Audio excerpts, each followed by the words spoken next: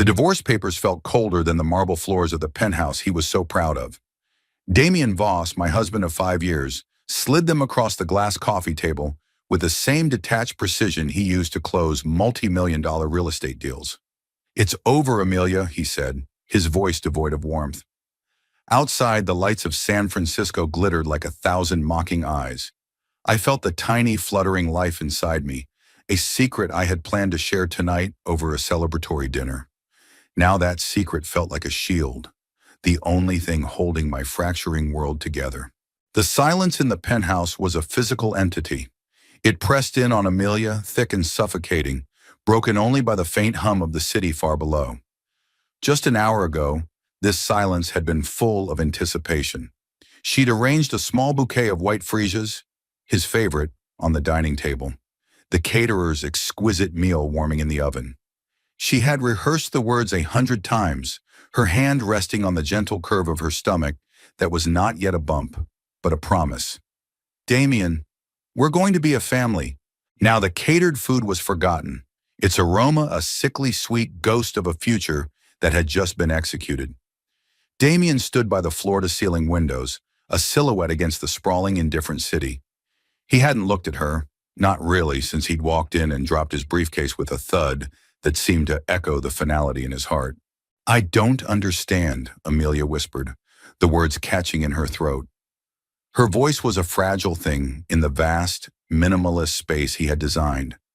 Every piece of furniture, every polished surface, was a testament to his taste, his ambition. She had simply been another beautiful acquisition, placed perfectly to complement the decor. "It's very simple," Damien said, finally turning. His face, usually a handsome mask of charismatic confidence, was hard, impatient. He was a man who hated inefficiency, and to him, this conversation was an emotional inefficiency he needed to resolve. "We've grown apart. Our priorities are different. I want something else." Something else. The phrase hung in the air, clinical and cruel. He made it sound like he was trading in a luxury car for a newer model. And in a way, he was. He gestured dismissively toward the divorce papers. "My lawyers have been very generous. The settlement will ensure you can maintain your lifestyle." His lifestyle, not hers. Her lifestyle, before him, had been quiet libraries, worn paperbacks, and volunteer work at the local animal shelter. She had folded her life neatly into his, believing that was the shape of love. He saw her as simple, uncomplicated, a serene backdrop for his tumultuous ambition. He had no idea the world she'd willingly left behind was infinitely larger and more complex than his could ever be. "There's someone else, isn't there?" The question was a cliché, but the pain was achingly original. He didn't flinch. "Her name is Isabella Cortez. You may have seen her. She's the new face of the Versailles campaign." Amelia's mind flashed to the billboards plastered all over the city. A stunning woman with liquid brown eyes and a pout that promised a world of excitement Damien had clearly found irresistible. The betrayal was a physical blow, knocking the air from her lungs. She had been so blind, so trusting. The late nights he'd claimed were for work, the sudden business trips, the scent of a different perfume on his suit jacket she'd convinced herself was from a colleague.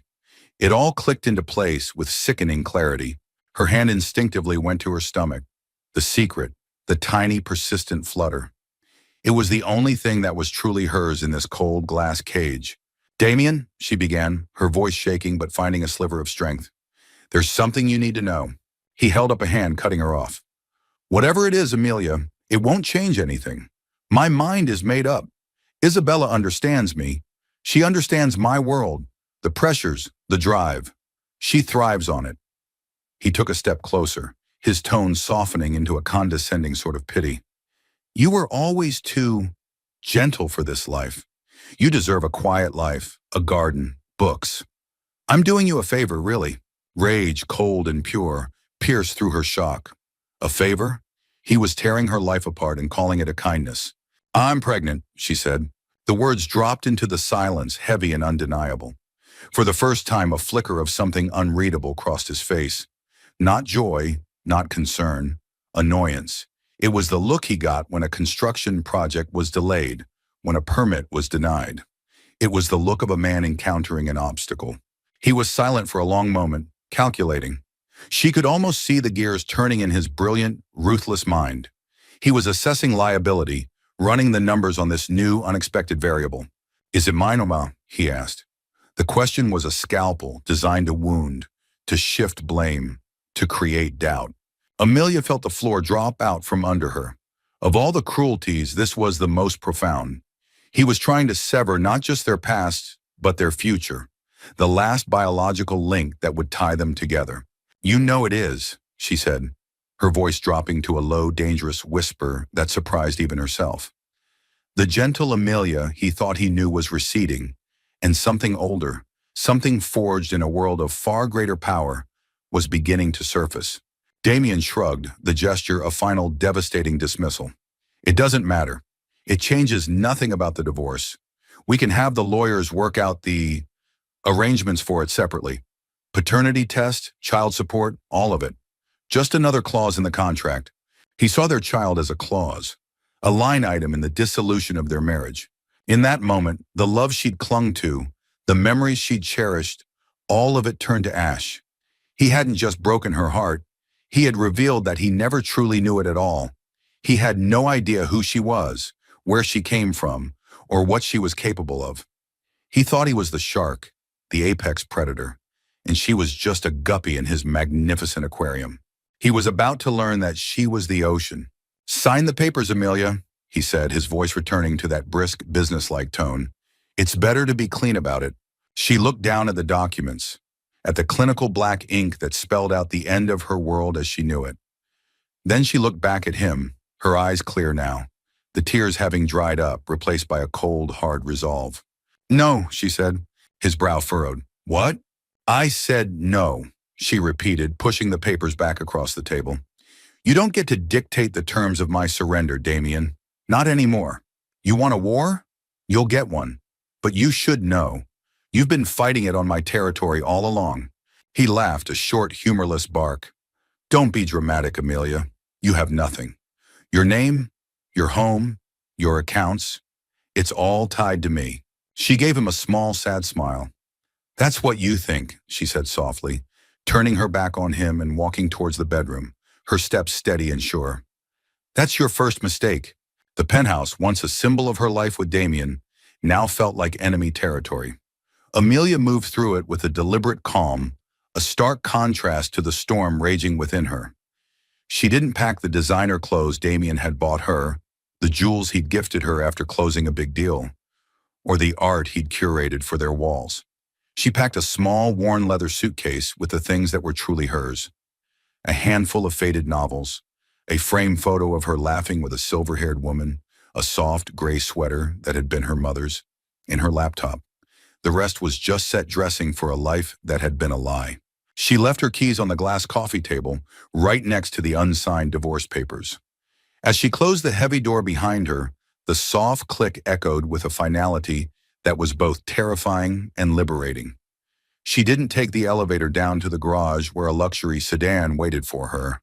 Instead, she took a service elevator to a side exit, melting into the foggy San Francisco night like a ghost. She didn't call a black car or a taxi. She walked 2 blocks, her face obscured by a simple scarf, and descended into the city's public transit system. The rattling of the train and the anonymous faces of the commuters were a strange comfort. Here she wasn't Mrs. Voss, the socialite wife of a real estate tycoon. She was just a woman on a train, heading somewhere else. Her destination wasn't a 5-star hotel or a friend's lavish apartment. It was a small, unassuming walk-up in the Mission District, a place she had kept secret from Damien for years. It was her sanctuary, her one link to the life she'd paused to be with him. The apartment was simple. A small living area with a comfortable, slightly lumpy sofa, a kitchenette, and a bedroom with a view of a brick wall. But every item inside was hers. The shelves were crammed with books on coding, quantum physics, and history.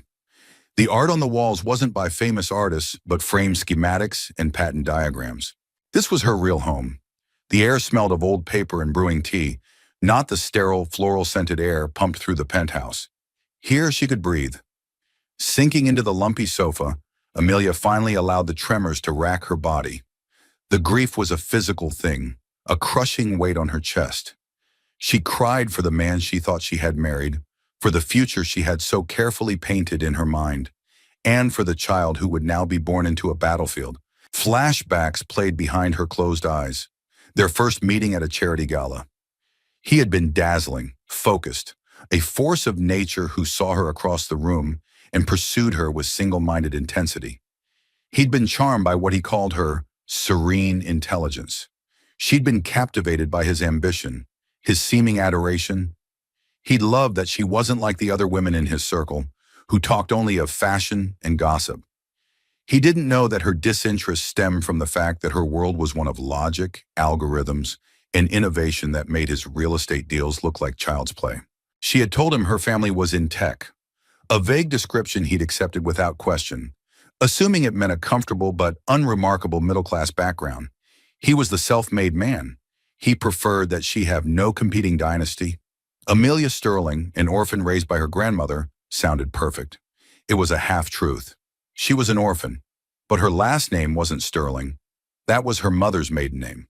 Her real name was Amelia Ethelgard, and the family in tech was Ethelgard Technologies, one of the largest and most influential privately held tech empires in the world. A soft knock on the door startled her. Only one person knew about this place. "Mia," a voice called out. "It's me." She opened the door to her older brother, Leo Ethelgard. He took one look at her tear-streaked face, the suitcase on the floor, and his expression hardened. He was a gentler version of their grandmother, less sharp edges, but with the same core of steel. "He did it then," Leo said, his voice low. He stepped inside and enveloped her in a hug. "Grandmother's jet is on standby. We can be back in Geneva by morning." Amelia shook her head, pulling away. "No, not yet. I'm not running back with my tail between my legs, Leo. Not this time." "This isn't running," he argued gently. "It's coming home." "This is home," she said, gesturing to the small apartment. "The place where I could be myself. Damien never saw this. He never saw me." She sank back onto the sofa. "He wants to pay me off, Leo. He thinks he can just write a check and I'll disappear.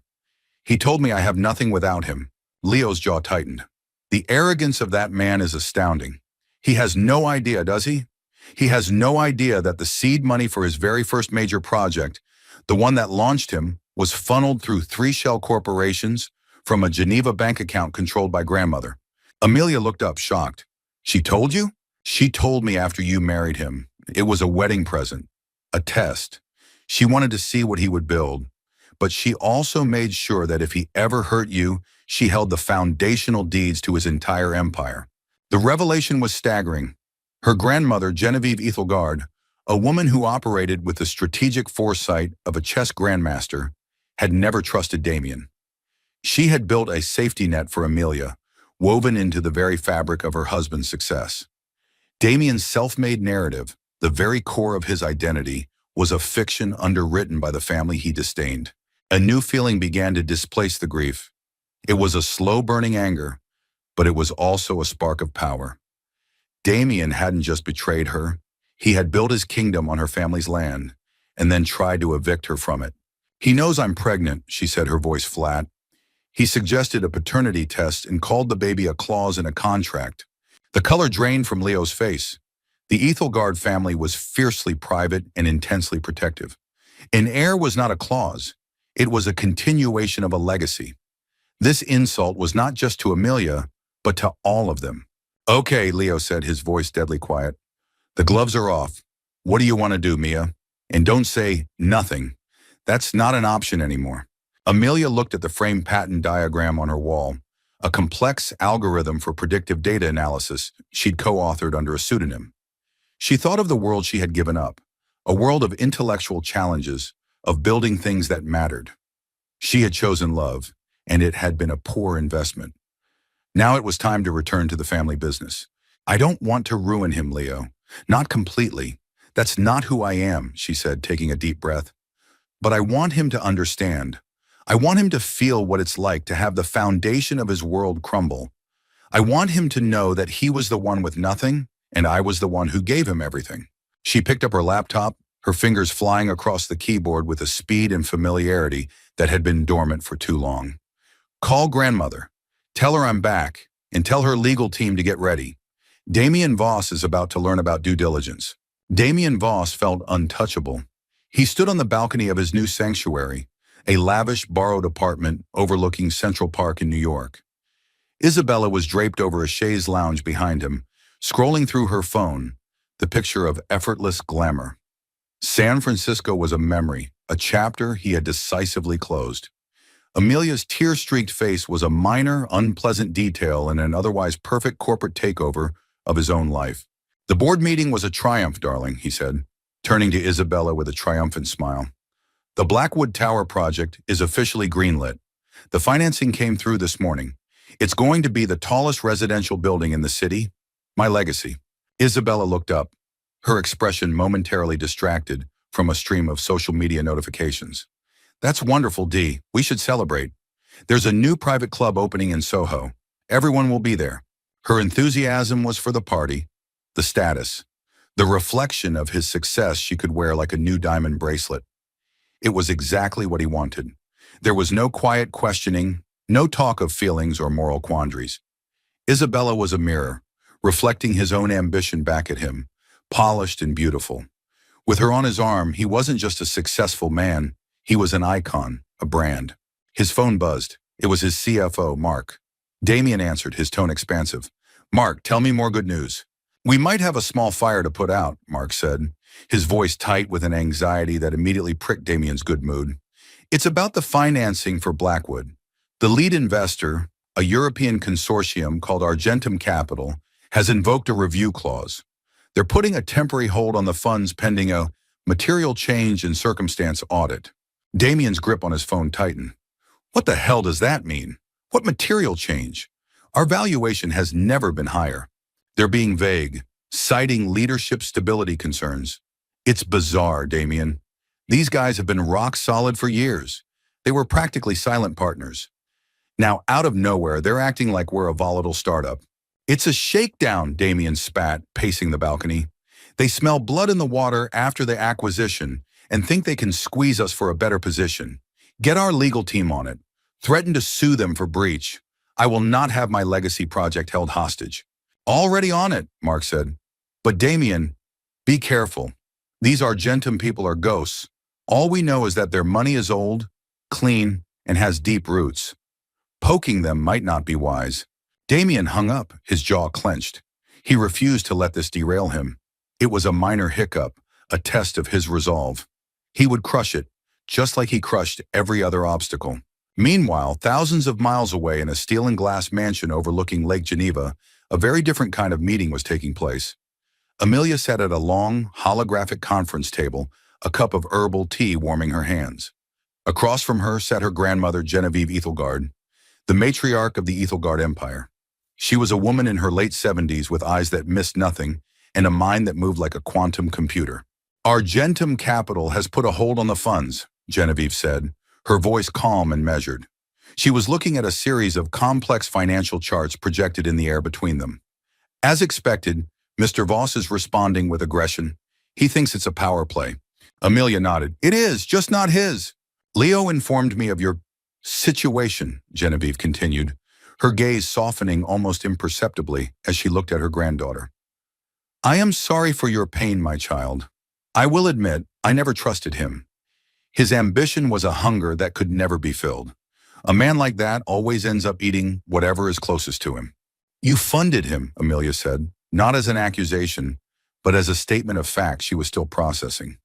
"You gave him the money that made him. I invested in an asset that was attached to my most valuable treasure." "You," Genevieve corrected gently. "It was an insurance policy.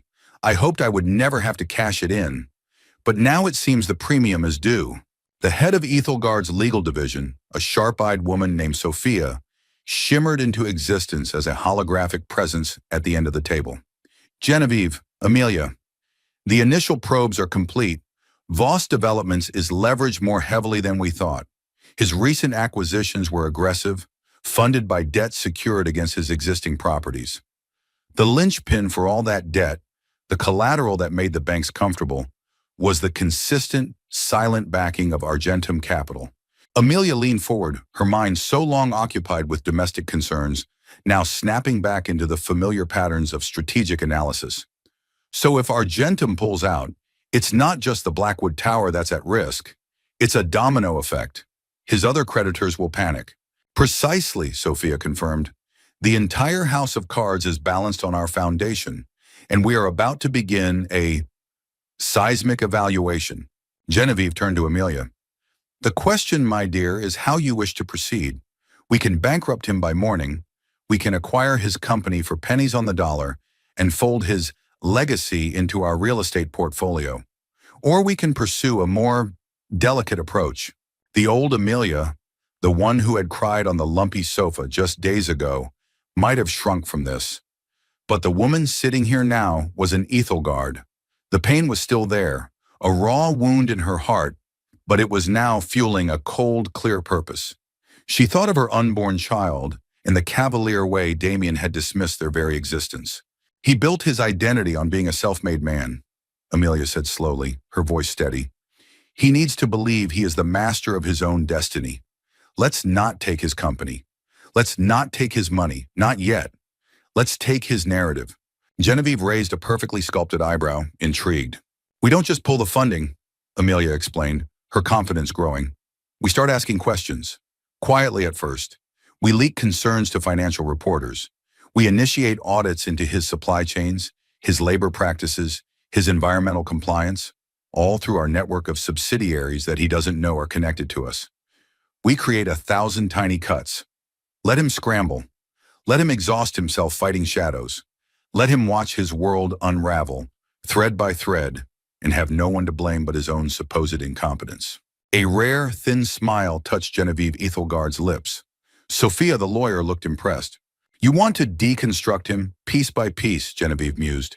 Psychologically, it's far crueler than bankruptcy. I approve. When he's at his lowest point, Amelia continued, a cold fire in her eyes. When his new life has abandoned him and he is truly alone, facing the wreckage of the empire he thought he built, that's when we'll let him know who we are. That's when he'll learn that his entire life was a generous settlement from a woman he was never smart enough to understand. The first sign of trouble, after the Argentum capital freeze, was a story on page 6 of a niche financial journal. The headline was innocuous. Voss Developments faces supply chain scrutiny. It was a small piece, citing anonymous sources who raised concerns about the ethical sourcing of steel for the Blackwood Tower project. Damien saw it and dismissed it as a hit piece planted by a competitor. He put his PR team on it and didn't give it a second thought. But then a week later, a more prominent online publication ran a story about potential union disputes at one of his construction sites in Chicago. Then an environmental blogger wrote a long, detailed post questioning the zoning permits for a luxury condo development in Miami, suggesting political favors had been involved. Individually, they were minor annoyances, gnats buzzing around his head, but collectively, they started to form a cloud. The narrative was shifting. Damien Voss, the Midas Touch developer, was now Damien Voss, the embattled tycoon. The whispers started at cocktail parties and in exclusive restaurants, the same ones where he and Isabella now struggled to get a prime table. What is going on, Dee? Isabella asked one evening, her voice sharp with irritation. They were at a charity gala, and she'd overheard two rival models whispering about the Voss drama. My agent called. The perfume brand is thinking of pausing my campaign. They said they want to avoid any negative associations. It's nothing, Damien snapped, his tie feeling tight around his neck. It's a coordinated attack from my rivals. They're jealous of the Blackwood project. I'm handling it. But he wasn't handling it. Every fire he put out, two more seemed to ignite elsewhere. His legal team was working around the clock. His CFO, Mark, looked perpetually haunted, presenting Damien with reports of nervous investors and banks requesting more frequent status updates. The effortless momentum that had defined his career had vanished. Now every step was a struggle, like walking through deep mud. He became obsessed, paranoid. He spent his nights hunched over his laptop, not designing his legacy, but scouring the internet for his own name, bracing for the next attack. He yelled at assistants for minor mistakes. His famous charm curdled into a brittle, aggressive defensiveness. Isabella, who had been drawn to the sun of his success, found herself shivering in its eclipse. The exciting, powerful man she'd attached herself to was being replaced by a stressed, angry stranger. The lavish gifts continued, but they felt desperate now, like bribes to get her to stay. Their conversations, once filled with exciting plans, were now dominated by his bitter tirades against his invisible enemies. "This isn't what I signed up for," she told him one night after he'd spent their entire dinner ranting about a building inspector in Florida. "I need to protect my brand, Damien." The word brand struck him. He had thought of her as a partner, but she saw him as a co-branding opportunity, and the brand was becoming toxic. The realization left him feeling hollow and profoundly alone. In Geneva, Amelia watched the fallout from a cool, detached distance. She was in the second trimester of her pregnancy, and the gentle swell of her belly was a constant, comforting reminder of her purpose. She wasn't consumed by revenge. She was building a new life. She spent her days in Ethelgard's innovation labs, working with engineers on a philanthropic project, a new open-source platform designed to provide secure communication and logistical support for global aid organizations. Her mind, once dulled by the purposeless luxury of her life with Damien, was sharp and alive. She was in her element, solving complex problems, leading teams of brilliant people who respected her not for her name, but for her intellect. The timid, gentle woman Damien had cast aside was gone. In her place was Amelia Ethelgard, a leader, an innovator, and a future mother. Leo sat with her in her office, a minimalist space with a view of the mountains. "The financial press is starting to connect the dots," he said, pointing to a screen displaying a dozen different news articles. "They haven't figured out it's us, but they're seeing a pattern. They're calling it the Voss curse. His stock has dipped 12% in the last month." "Is he trying to contact me?" Amelia asked, her voice even. She hadn't heard a word from him since she'd walked out of the penthouse. "His lawyers have. They've sent 3 increasingly desperate-sounding letters about finalizing the divorce. They're trying to fast-track it, to sever all ties. I suspect he's trying to firewall his assets from what he still believes will be your claim to his fortune." Leo smirked. "The irony is delicious." "Let him," Amelia said. "Let him think that's the battle he's fighting." Her grandmother's strategy was brilliant. They weren't destroying his empire with a single, massive blow. They were dismantling it with 1,000 precise cuts, each one targeting a point of structural weakness Damien had overlooked in his arrogant ascent. They were using his own leverage against him, turning the complex web of shell companies, loans, and partnerships he'd built into a cage of his own making. One afternoon, Sophia, the head of legal, called Amelia into the main conference room. "It's time," she said, her expression grimly satisfied. "We've created enough instability. His secondary lenders are calling in their notes. He's facing a liquidity crisis. He's been trying to sell off smaller assets to raise cash, but the negative press has devalued them. He's trapped." Genevieve Ethelgard appeared on the holographic display. "He has a meeting scheduled for tomorrow morning with his senior bankers, a last-ditch effort to secure a bridge loan. They are going to turn him down." "What happens then?" Amelia asked. "Then," her grandmother said, "he will be forced into a position where he has to sell a controlling interest in his parent company, Voss Holdings. There will only be one viable offer on the table, a private equity firm based in the Caymans, a firm called Sterling Legacy Partners." Amelia's breath hitched. Sterling, her mother's name. "The firm will acquire 51% of his company," Genevieve explained. "They will install a new board, and the new chairperson of that board will be you, should you choose to accept." The room was silent. This was it, the final move. It wasn't just about revealing her identity. It was about taking her seat at the head of his table, becoming the master of the universe he thought he commanded. "He will be there," Amelia realized, "at the meeting where they announced the takeover." "He will," Genevieve confirmed. "It's in his contract. The CEO must be present to welcome the new ownership." Amelia stood up and walked to the window, looking out at the serene snow-capped peaks. She rested a hand on her pregnant belly. Her child was kicking. For months, she had been a ghost, a shadow pulling strings from behind a curtain of immense power. Tomorrow she would step into the light, and Damien Voss would finally see the woman he had so foolishly thrown away. The boardroom at Voss Holdings was a theater of despair. The air was thick with the scent of expensive coffee and failure.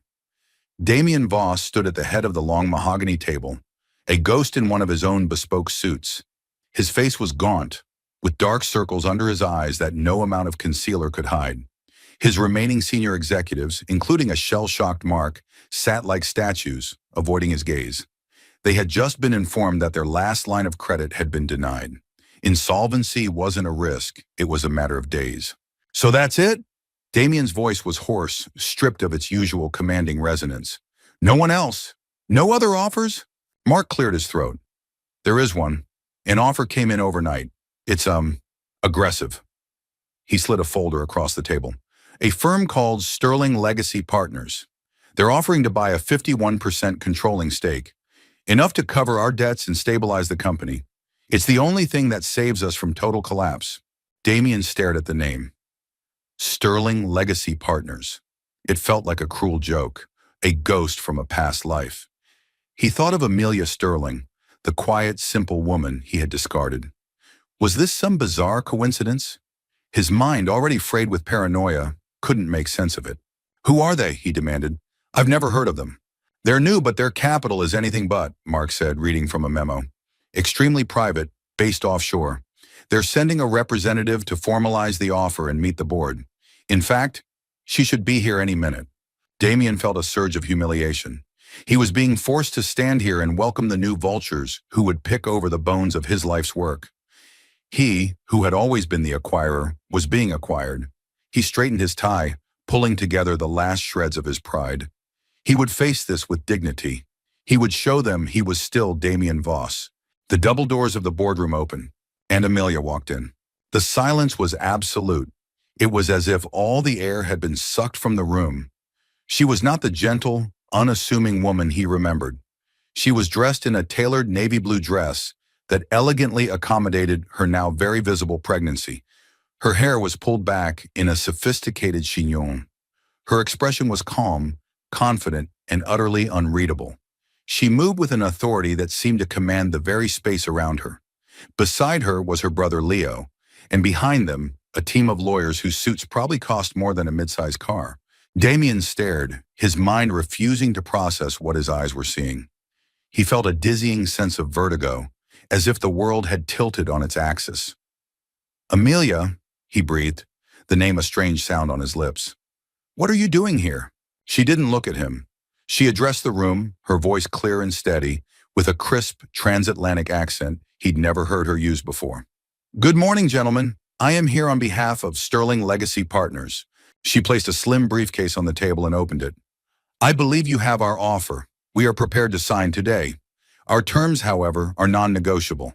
Mark, the CFO, found his voice first. Mrs. Voss, I don't understand. You're with them? My name, she corrected him coolly, finally letting her eyes fall on Damien, is Amelia Ethelgard. Amelia Sterling Ethelgard. Sterling was my mother's name. I use it for certain personal ventures. The name Ethelgard landed in the room like a bomb. Every person at that table, titans of finance and industry, knew that name. Ethelgard Technologies was a legend, a mythical beast of the corporate world, a private, multi-trillion-dollar empire that shaped global markets from the shadows. To be an Ethelgard was to be royalty in a way that mere billionaires like Damien could only dream of. Damien felt his legs threaten to give way. The blood roared in his ears. The supply chain issues, the union disputes, the permit challenges, the flight of his investors. It wasn't a curse. It wasn't his rivals. It was her. It had been her all along. Argentum Capital, he whispered, the pieces clicking together with horrifying speed. The European Consortium is one of my family's oldest investment arms, Leo supplied helpfully from beside his sister, a grim smile on his face. They provided the seed money for your first tower, by the way. A small gift from my grandmother to celebrate your marriage to her only granddaughter. Damien stumbled back, gripping the edge of the table for support. His entire life, his self-made identity, the very foundation of his success, was a lie. He had been a charity case, a pet project for a powerful family he hadn't even known existed. He had stood on what he thought was a mountain of his own making, only to discover it was a volcano. And the woman he had cast aside held the detonator.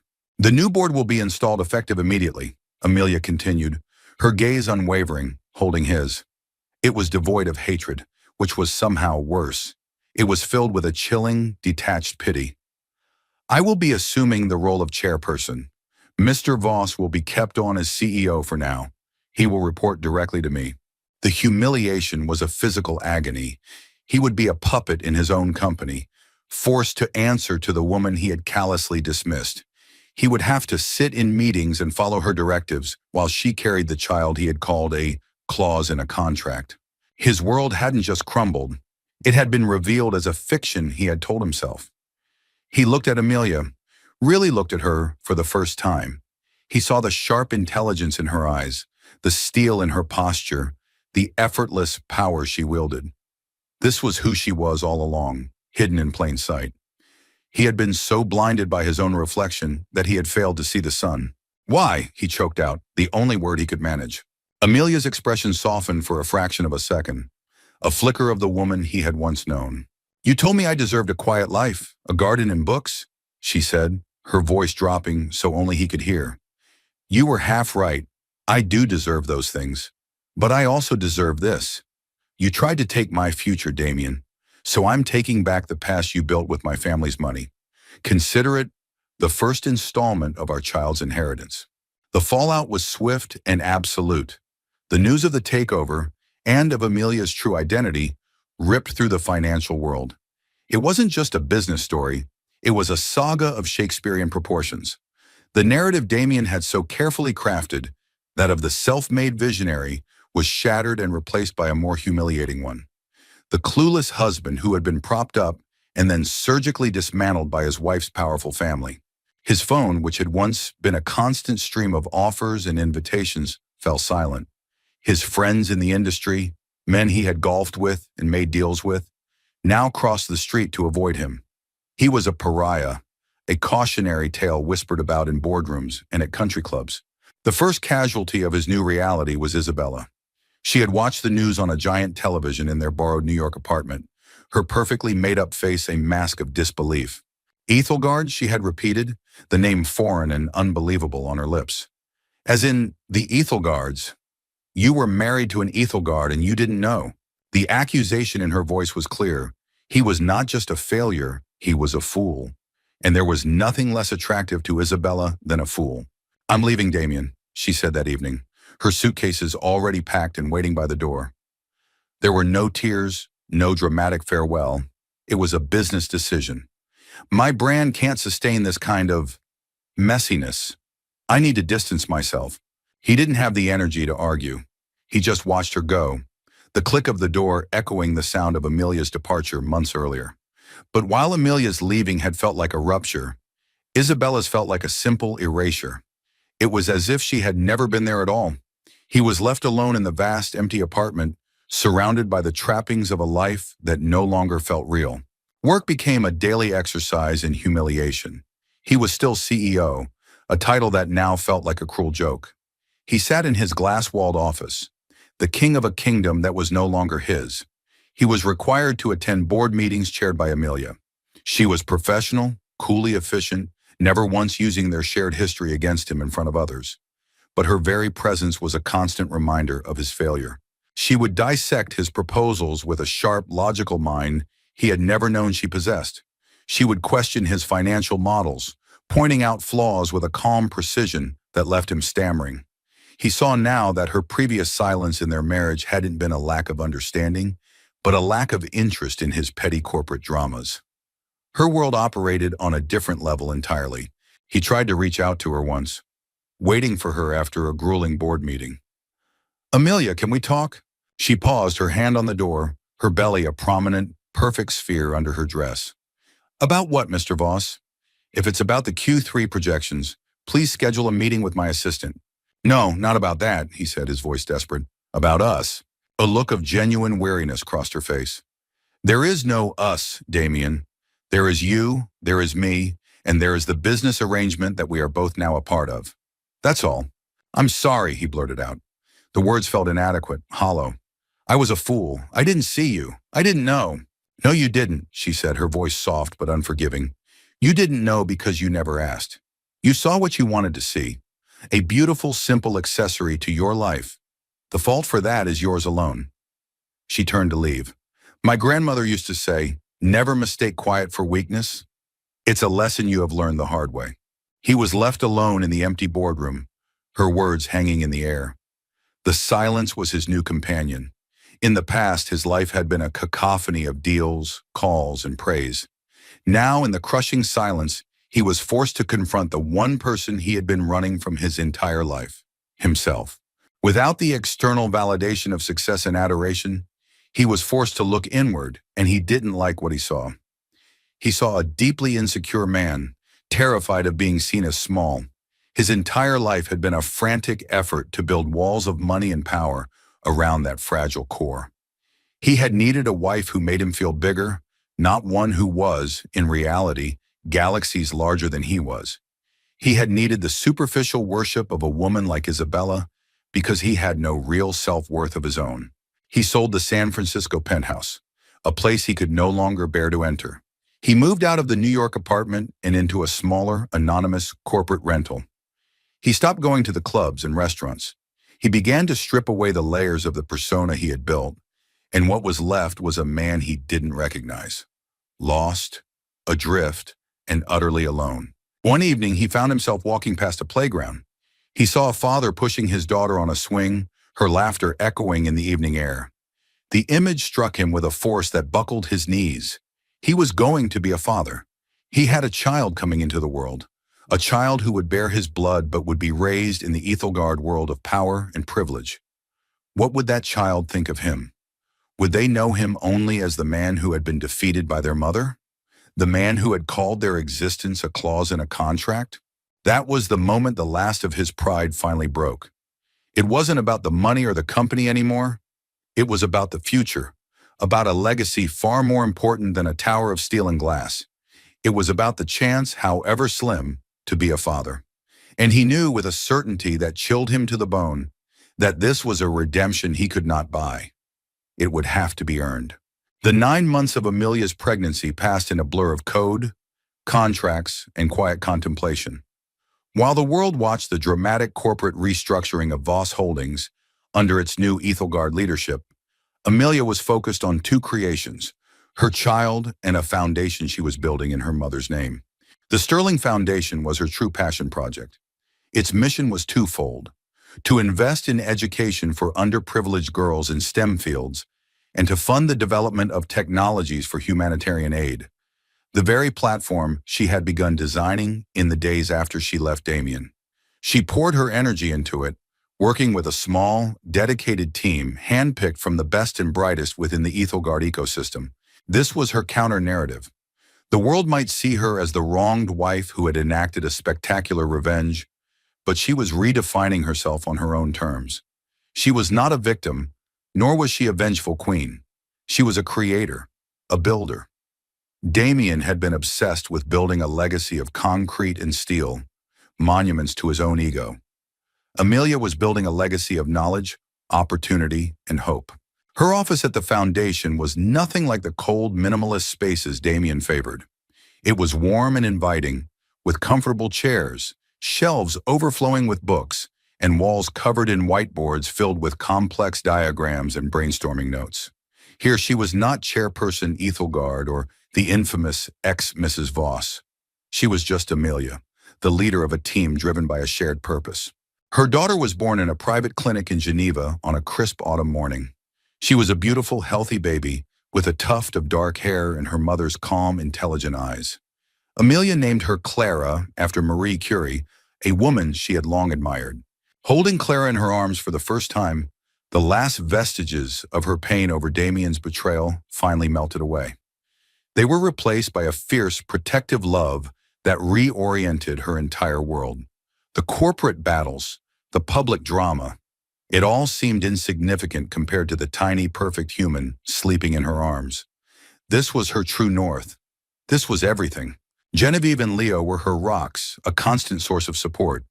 Her grandmother, often seen by the world as a formidable ice queen, was a doting, tender great-grandmother to Clara, singing her old French lullabies.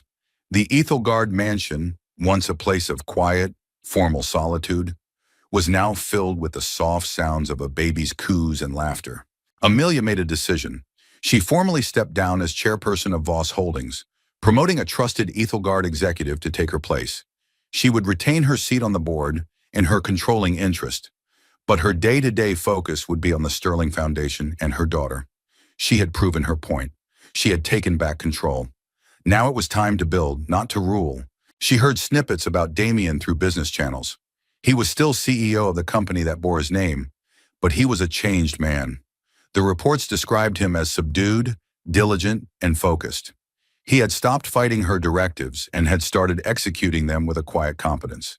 He had successfully stabilized the company, not through brilliant, risky plays, but through careful, methodical work. He had, it seemed, finally learned humility. He made no attempt to contact her or the baby, which she was both grateful for and, in a strange way, troubled by. She had expected a legal fight, a demand for visitation. Instead, there was only silence. It was as if he was waiting for a signal, respecting a boundary she had not explicitly drawn, but had been made clear by her actions. When Clara was 6 months old, Amelia was reviewing a quarterly report from Voss Holdings. Tucked into the financials was a note about a new corporate philanthropy initiative. The company had made a multi-million-dollar anonymous donation to a fund supporting educational programs for disadvantaged youth in New York City. It was a small gesture for a company of its size, but it was significant. It was the kind of thing the old Damien would have scoffed at as a waste of capital. Intrigued, Amelia had one of her assistants do some digging. She discovered that Damien had been personally volunteering at a youth center in the Bronx on weekends. He wasn't there as Damien Voss, the famous CEO. He was just a guy named Damien, tutoring teenagers in math and business skills. He sought no publicity for it. No one knew but the kids he was helping. The discovery unsettled her. It was the first sign that his transformation might be more than just a survival tactic. It suggested a genuine internal shift. The man who had been obsessed with his own reflection was now spending his time helping others, with no audience to applaud him. A few weeks later, a package arrived for her at the foundation. It was a simple, hand-delivered manila envelope with no return address. Inside, there was no letter, only a single, legally binding document. Damien Voss was formally relinquishing all parental rights to Clara Ethelgard. He was voluntarily terminating his claim, asking for nothing, and legally removing himself from her life forever. Tucked alongside it was a handwritten note, the first she'd seen from him in almost a year. The note was only 2 sentences long. "She deserves better than a man like me as her father. My only wish is for her happiness." Amelia stared at the note, her heart aching, with a complex mix of emotions. It was the most selfless thing he had ever done. In giving up his rights, he was giving Clara a gift, a life free from the drama and pain of their past. He was removing himself as a potential source of conflict. For the first time, he had put his child's needs before his own ego. It was an act of penance, and perhaps, she realized with a startling clarity, it was also an act of love. A broken, painful kind of love, but love nonetheless. She picked up her phone, her fingers hovering over the number for her legal team. She could file the papers, accept his surrender, and close this chapter forever. Clara would never have to know the flawed man who was her biological father. But as she looked across the room at the playpen where her daughter was happily babbling, she hesitated. Did she have the right to make that choice for her? To erase a part of her daughter's story, however painful? She thought about the man tutoring kids in the Bronx, the man who had walked away from his own child because he believed she deserved better. Her own legacy was about building, not erasing. It was about creating opportunities, not closing doors. With a deep breath, she put the phone down. She slid the legal document and Damien's note back into the envelope. This was not a decision to be made today, perhaps not for a long time. But she knew one thing for certain. The story of Damien Voss and his daughter was not over. It had simply reached a new and far more complicated beginning. A year later, on a quiet Sunday afternoon, Amelia sat on a park bench watching her daughter, Clara, take wobbly first steps on the grass. A man approached, hesitant and plainly dressed. It was Damien. He looked older, his face carrying the weight of his past, but his eyes were clear for the first time. He didn't ask for forgiveness or money. He simply asked if he could say hello to his daughter, just once. Amelia, seeing the genuine remorse in his eyes, gave a single nod. It wasn't a fairy tale ending, but a quiet human beginning built on the ashes of a fallen empire and the humble hope for redemption, one tentative step at a time. What a journey of betrayal, empowerment, and the quiet, difficult path to redemption. This story shows that sometimes the greatest power isn't in destroying your enemies, but in rebuilding yourself. Do you think Amelia made the right choice in the end? Should Damien be allowed a place in his daughter's life, even from a distance? Let us know what you think in the comments below. We read every single one. If you were moved by Amelia's story and her incredible strength, please give this video a thumbs up. Share it with someone who loves a story of epic revenge and resilience. And make sure to subscribe and hit that notification bell so you don't miss our next emotional deep dive. Thank you for watching.